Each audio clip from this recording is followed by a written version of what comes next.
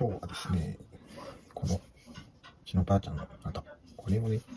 ちょっとサビがひどいから、サビも取りながら、で、刃もね、ちょっと全然ない。いいかな。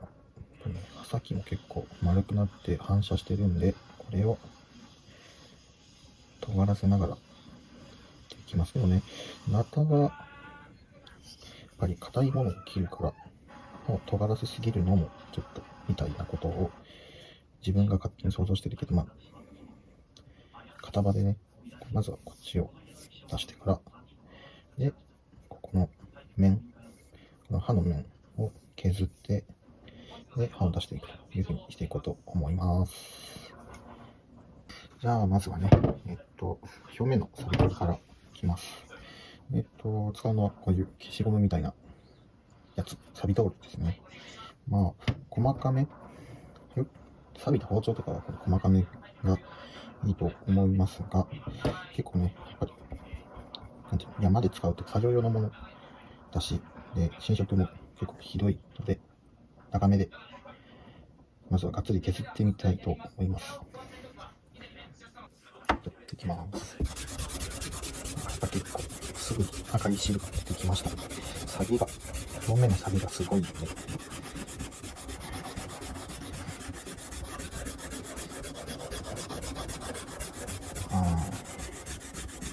削れてる感じ。先の方が削れてるっていうか、くぼみがあって、摩擦がすごい感じがします。手前の方はまだ滑りがいいかな。すごいな。錆の出方がえぐいですね。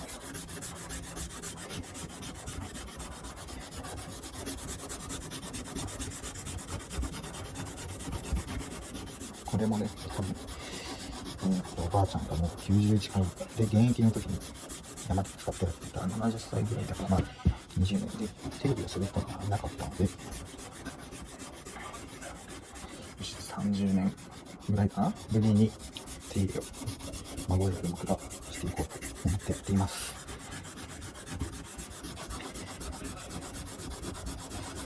なかなか錆が深いですね。ちょっと水分が取れて表面が見えてきたけど、それでもやっぱり錆が奥の方にいますね。でも黒錆であれば大して気にすることなく、で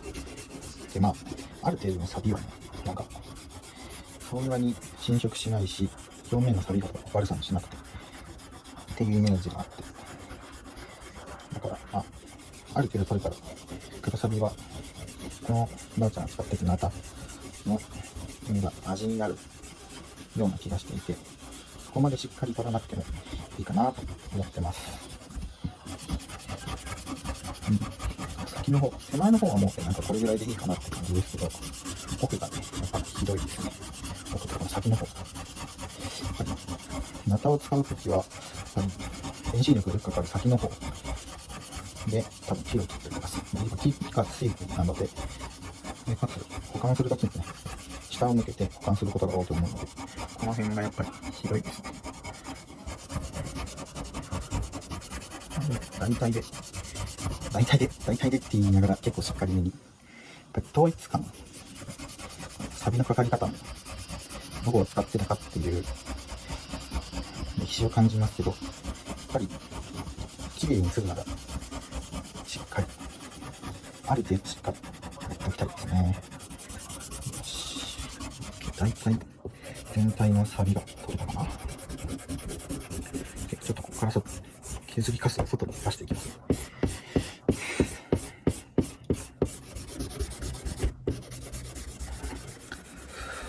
OK かな。なかなかかっこいいオリジが見えましたね。やっぱり昔の刃物のオリジ、この彫刻、なんていうの、かっこいいですよね。今のやつって結構のみ一本ガツンと刃を入れたみたいなイメージの力強い字が結構多いと思います。確かにあっちの方がね、簡単なイメージがあって、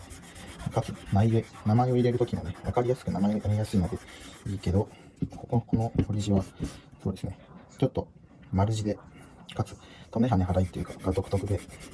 かっこいいですね。OK、ちょっと流しますね。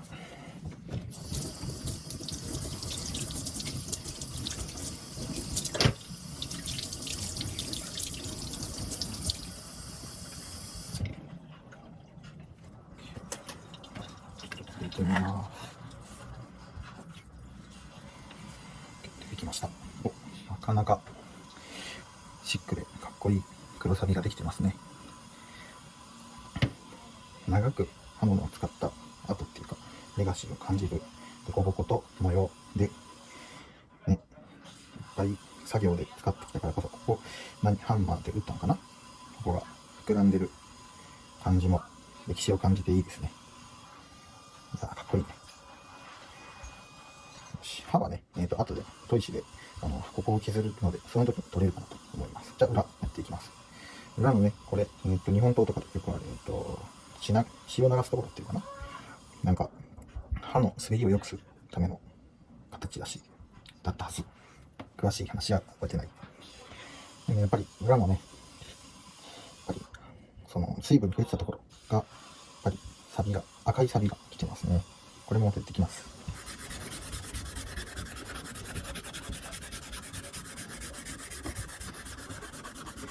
ナタはね、片刃で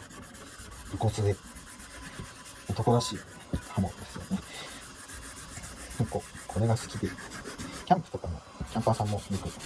バトニングナイフを使うのかナタを使うのか、両方ともね、一応木を割るためとか木を加工するための道具として使われますが、ナタは枝を落とす、これがメインの作業になってくるので、生木に対して使うことが多い。だからこそ水分が多くて錆びやすいということですね。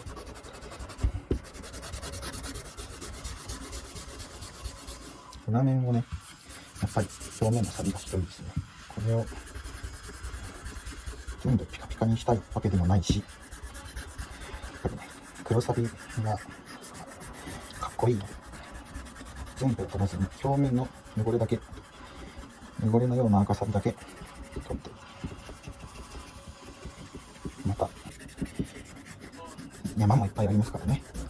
そんなところで活用できたらなと思っています。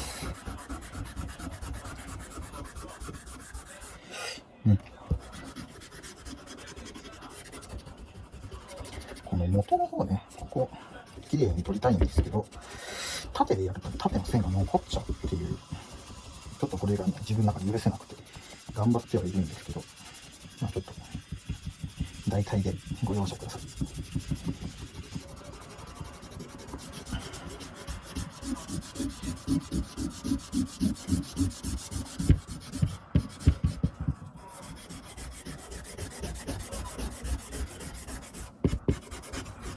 大体取れてきましたね。やっ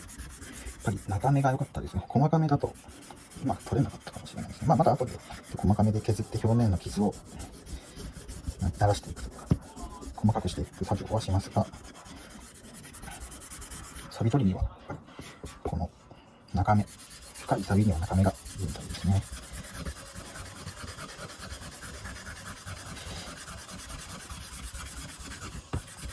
よし、ちょっと流します。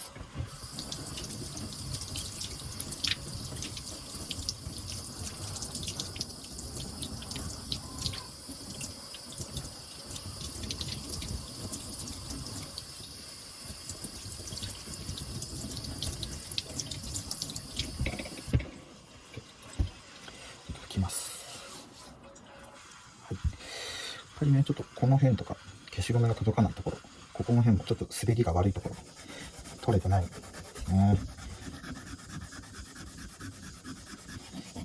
この辺は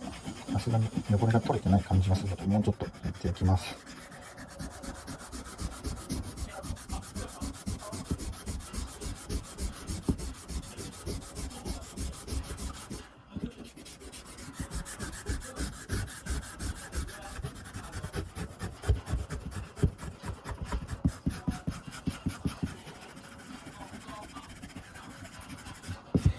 これね、今回はこういう、刃物用の消しゴム、研磨剤入り、結構粗めの研磨剤のものを使ってますけど、皆さんがよく子供の頃に使っていた消しゴム、あれにもね、研磨剤が入ってます。これほど強くない研磨剤ですけど、普通の家庭包丁のちょっとちっちゃな錆とか、なんか水ついてて赤錆できちゃったみたいなところに消しゴムをね、ちょっとこすってあげると、消しゴムの研磨剤で、ね、柔らかく削り取ってくれるので、その後にまた何かちょっと手入れをしてあげたら、綺麗にサビが落ちる。僕はやったことないけど、あんまりサビを作らないっていうか、あれなんで、サビができたら、次に飛ぶか、やらないけど、そういう作り方も普通の消しゴムではできます。結構その、日常で使うものでね、刃物を簡単に打ち返すことができます。よく言うのは、お茶碗の底の部分のちょっとギザギザしてるところ、あの辺でね、シャープナー代わりに何かを切る前、少し滑らせてあげると、刃がね、戻るみたいなことできますよね。本当に刃物が切れなくて困った。でも、砥石を研ぐ時間も道具もないみたいな時に少し滑らせてあげる。で、刃を触ってあげて確認して、刃がついていることを確認してあげて、使ってあげると、包丁もよく仕事をしてくれると思います。流します。ちょっと待って、ここ気になるな。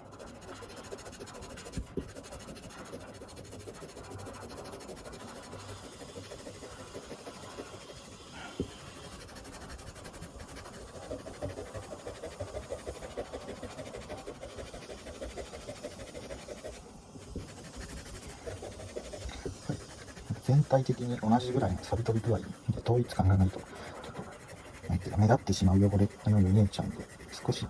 ぼやけさせてるぐらいでいいので、全体的には少しぼやけてるぐらいなので、これぐらいで布をまとめてあげたら、見えるかなと思います。流します。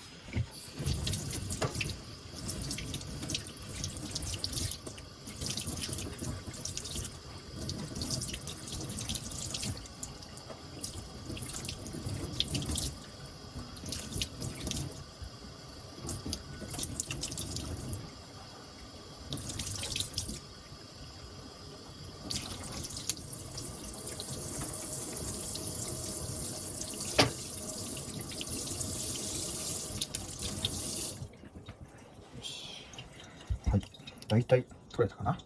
この辺はね、ちょっと範囲内で諦めます。で、今度背の部分です。ここもね、やっぱり同じ素材でできている、刃と同じ素材でできていることでね、こいつの部分は結構打たれたりとかしているので、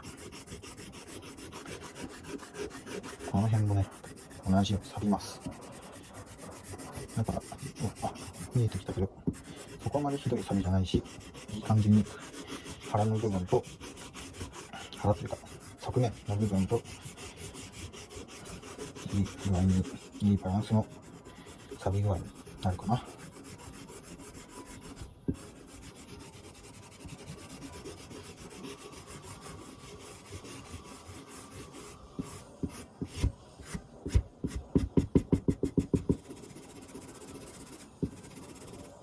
流します。